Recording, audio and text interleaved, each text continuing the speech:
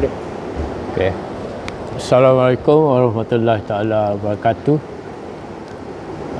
Saya sekarang berada di Tok Bali, Bacok, di sebuah villa resort iaitu Villa Danila Resort yang terkenal di Pantai Timur ni, bukan saja di Kota Baru.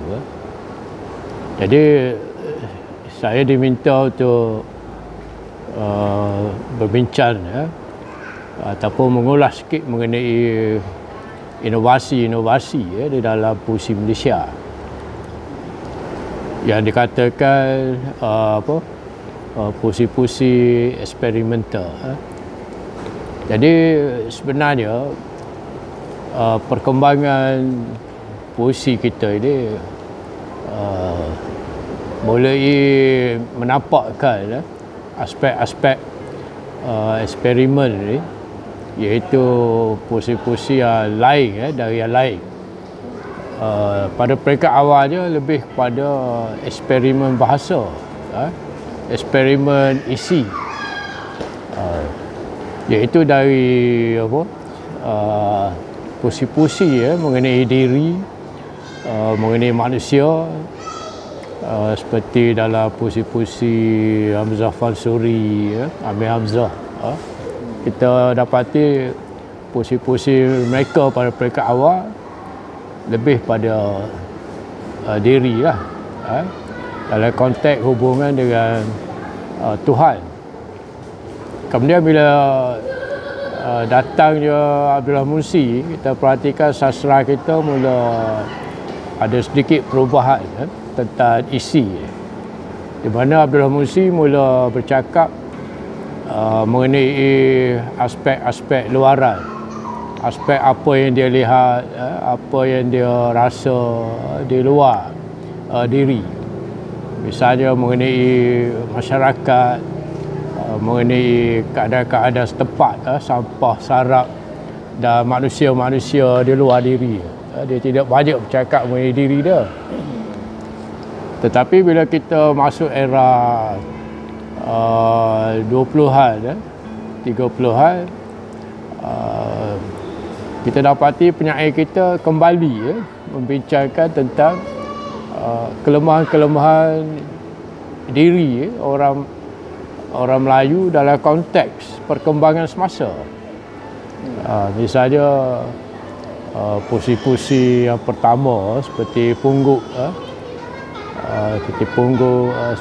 dan kemudian yang yang terbit dalam majalah Pengasuh. Jadi kita sudah lihat ada perkembangan, inovasi dari segi isi. Bahasa masih tetap sama, iaitu kita sudah mula mengguna bahasa yang agak baru, pada masa itu, pada tahun 20-an, 30-an. Dan bila pergi kepada tahun 45, di Indonesia ada perkembangan angkatan 45. Dan di Malaysia pada tahun 50-an ada pula angkatan 50 atau asas 50.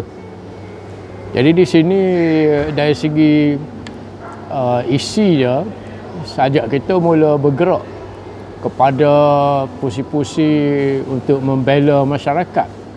Asas 50 yang dimulai oleh Masuri SN, Awami Sarkar, Usman Awal. Dan pada waktu yang sama telah muncul satu lagi kumpulan yang membuat eksperimen dari segi isi dan bahasa, iaitu kumpulan-kumpulan penyair kabur, yang disebut kumpulan penyair kabur, di mana bahasa dia sudah tidak sama dengan bahasa asas 50. Penyair-penyair seperti A.S. Ami, Nur S.I. dan Ghazali M.A. S.M. M. Ghazali M. Ghazali. Tiga penyair serangkai ni mula membuat satu revolusi lah dalam penggunaan bahasa dalam sajak. Jadi kemudian dia pada tahun 70-an lahir pula satu kumpulan penyair anak alam di Kuala Lumpur yang dipelopori oleh Latif Mohidin. Jadi anak alam telah memulakan satu konsep baru dalam pembinaan sajak. Boleh dikatakan eksperimental dari segi isi dan bahasa juga. Di mana Latif Mohidin telah mula mengguna teori-teori lukisan dalam penulisan sajak. Di mana dia lebih bertolak pada imagine dan dari segi bentuk sajak pula dia bereksperimen dari segi design luaran sajak. Ada sajak dia bentuk tiga segi, ada sajak dia bentuk sebuah kota raya, sajak New York. Kalau Usman awal, M. Ghazali dengan puisi-puisi kemasyarakatan dan puisi kabut, Latif lebih pada puisi-puisi dari segi isinya dia menggambarkan apa yang dia lihat, pengalaman dia, tapi dalam bentuk-bentuk yang tersendiri. Jadi kita boleh lihat misalnya dalam antologi Kembara Malam Sungai Mekong, dan kemudian dalam serpihan di pedalaman Latif mula kembali kepada pemandangan-pemandangan dan cara hidup di kampung. Selepas antologi itu beliau lebih banyak bersajak dan membaca sajak. Dalam orang lain membaca sajak secara teatrikal seperti yang dipelopori oleh Abdul Aziz H.M. Dan Ghaffar Ibrahim dengan puisi Trivi, di mana Ghaffar Ibrahim membawa konsep Trivi, iaitu sajak mesti ada ada isi, ada tanda-tanda dan mesti dibaca dan dilakukan, baru kita dapat makna dia. Jadi penyair kena ada tiga elemen ini, elemen Trivi. Tidak seperti Abdul Aziz H.M. Abdul Aziz H.M. dia ada sajak, tapi sajak-sajak dia akan lebih terserlah bila dibaca. Dan ini pengaruh yang kuat daripada penyajak-penyajak di Indonesia. Tidak seperti di Malaysia, kita ramai mempunyai penulis sajak, tapi bila dibaca sajak-sajak mereka tidak begitu kuat, kerana mereka tidak bermain dengan literasi, rima dan emosi, nada yang menimbulkan nada dalam sajak itu. Dan kita lihat misalnya penyair-penyair yang lebih muda seperti Puzi Hadi, Pian Habib, sajak-sajak mereka akan lebih menyentuh perasaan kita bila dibaca, dipentas. Jadi mengenai puisi pada peringkat dahulu dari segi fungsi berlainan dengan puisi di peringkat moden. Saya berpendapat puisi ini seperti buah kelapa, bila kita nak memahami, nak memilih puisi, kita tengok pada kulit dia. Kalau kita nak kelapa muda, kulit yang macam mana yang sesuai, mempunyai air yang sedap, yang hijau. Kalau tidak berapa hijau tu mungkin airnya tak berapa manis ya, terlalu muda. Dan bila kita nak buat kuih kita nak pilih kelapa yang macam mana, yang mempunyai isi yang macam mana. Daripada isi lah lahirnya santan. Kalau kita baca saja kita akan temui cerita. Cerita ini lebih merupakan isi ya. Tapi bila kita mengkaji selapis lagi, bila kita blend cerita tu, baru kita dapat santalnya, iaitu message dari puisi tu, gambaran-gambaran masyarakat.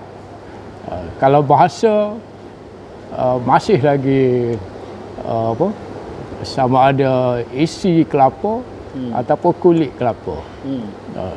Jadi daripada santan pula ia akan mengeluarkan minyak. Jadi dalam sebuah puisi tu, untuk mendapat minyak ini, untuk mencari minyak ini sukar. Seperti kata Hamzah Fansuri lah, hakikat hidup kita ni, untuk kita memahaminya, kita kena memahami sehingga ke tahap makrifat. Jadi dalam puisi bagi saya, dan Fansuri sendiri pun dia membandingkan makrifat ini adalah minyak daripada kelapa. Jadi itulah kalau kita lihat dari segi puisi ni, dari segi eksperimen tu, aspek-aspek eksperimen daripada kulit dia, daripada struktur dia, gaya bahasa dia, persembahan dia, itu merupakan perkara yang tidak menjadi matlamat dalam puisi, tapi penting, ia tetap penting. Sebab pembaca akan menilai karya tu bermula dengan kulit dia, isi, santan, kemudian baru mereka dapat makrifat daripada membaca puisi tersebut. Jadi kadang-kadang nilai puisi itu, perasaan puisi itu dapat kita capai bila kita mendengar bacaan penyair itu sendiri. Bila penyair itu mengalunkan bacaan puisi itu, baru kita dapat lihat. Misalnya saja latif, kita kena mendengar sajak dia. Kalau baca, mungkin kita hanya melihat imej-imej saja, iaitu seperti buah kelapa, melihat kulit-kulit, melihat pada isi saja, tidak pada santannya, tidak sampai pada minyak yang kita nak cari. Jadi itulah saya nasihat penulis-penulis muda, jangan hanya menulis secara tersurat, secara untuk menggambarkan isi saja. Dan kadang-kadang tidak memikirkan aspek-aspek eksperimen itu sendiri, tidak memikirkan tentang nilai-nilai makrifat di dalam puisi itu sendiri. Dan satu aspek yang saya rasa penting untuk kita serapkan dalam puisi kita ialah aspek sejarah. Aspek sejarah itu sendiri. Sebab pada masa akan datang, masyarakat kita, generasi baru tidak akan faham perkembangan tok nenek mereka dulu. Dan mungkin mereka akan menyoal kita. Kenapa atuk dulu tidak begini, tidak begitu. Macam kita sekarang, kita persoalkan kenapa Melaka dijajah, kenapa Malaysia, kenapa rakyat Malaysia bergaduh, mempersoalkan perkara yang kita anggap kulit saja, tapi tidak memahami perkara yang lebih tinggi. Misalnya sekarang orang sudah menerka angkasa, sudah pergi jauh ke bintang Makrif, dan di daratan pun mereka banyak mencipta dan sebagainya. Tapi pada waktu yang sama, ramai juga yang masih berperan. Walaupun tidak secara fizikal, tapi bertelagah seperti di negara-negara Arab sendiri, di Ukraine sekarang, Ukraine dan Rusia, dan Afghanistan, Kazakhstan, dan pemburuan yang begitu hebat dari negara China sendiri sekarang. Jadi benda-benda macam ni harus menjadi antipati dalam puisi-puisi penyair baru kita. Mereka harus keluar melihat, membaca, menonton berita-berita semasa. Seperti kata Iqbal, kalau kita mau jadi penyair, kita kena rasailah padang pasir Sahara, kita kena menjejak kaki di padang pasir. Itu kata Iqbal. Kita mesti memahami. Kalau kita nak menjajah, kita mesti tahu sebab apa kita nak menjajah. Kalau hanya kerana nak rapah harta, nak rapah khazanah-khazanah yang bersifat material, tak usah. Itu kata Iqbal. Jadi kalau kita nak meluaskan empire puisi kita, kita mesti mempunyai nilai-nilai makrifat tadi. Kalau kita nak meluahkan empire jajahan pun, kita mesti ada matlamat yang baik matlamat yang baik, bukan matlamat untuk mencari harta. Begitu juga dalam bidang puisi. Jadi kita kena menghayati tulisan Iqbal tu. Kerana dia bukan saja penyair agung, tapi juga seorang pemikir. Saya kira seorang pemikir yang banyak bercakap mengenai puisi, dan puisi dia pun satu puisi yang eksperimental dari segi bentuk pada zaman dia, dan sekarang pun tak ada orang tulis puisi seperti dia. Saya perhatikan Jadi saya sekali lagi menyeru penyair-penyair muda kita hari ini supaya kita berdiskusi sekali mengenai Iqbal. Baru kita dapat memahami apa tujuan kita bereksperimen dalam puisi. Jadi kalau kita bereksperimen dalam puisi semata-mata untuk keseronokan, untuk menunjukkan kelainan dari sudut keseronokan saja, saya kira itu tidak menjadi makrifat dalam kita menulis. Sekian, terima kasih.